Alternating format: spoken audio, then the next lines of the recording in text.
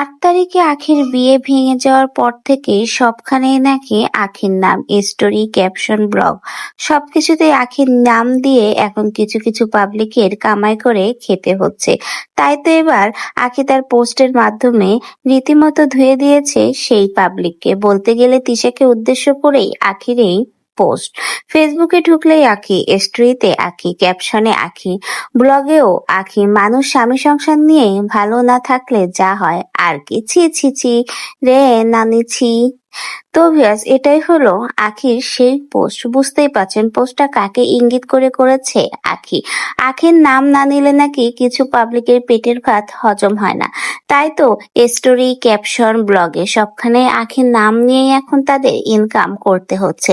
তাদেরকে এবার ছি ছি বলে বিদ্রূপ করেছে আখি।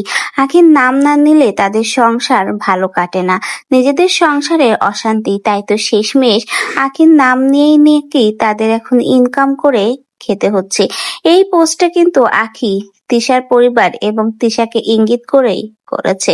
তো ভিউয়ার্স, বুঝতে পারছেন আখিও কিন্তু কম যায় না। আখিকে নিয়ে কেউ কিছু বললে সেটা কিন্তু এখন বর্তমানে আখি আর চুপচাপ মুখ বুজে সহ্য করে না। যত আপনি চুপ থাকবেন দেখবেন আপনাকে ততই পেয়ে বসবে, আপনাকে নানাভাবে তখন ভাঙ্গিয়ে চুরিয়ে খাবে। তাই তো আখি এবার আস্তে আস্তে প্রতিবাদ করছে। আখি আর চুপ থাকবে না, অনেক ধৈর্য ধরেছে।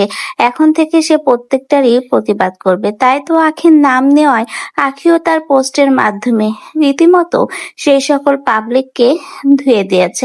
তো ভিউয়ার্স, আখির এই পোস্টটা দেখে আপনাদের কি মন্তব্য কমেন্ট বক্সে জানিয়ে যেতে কিন্তু ভুলবেন না। ধন্যবাদ।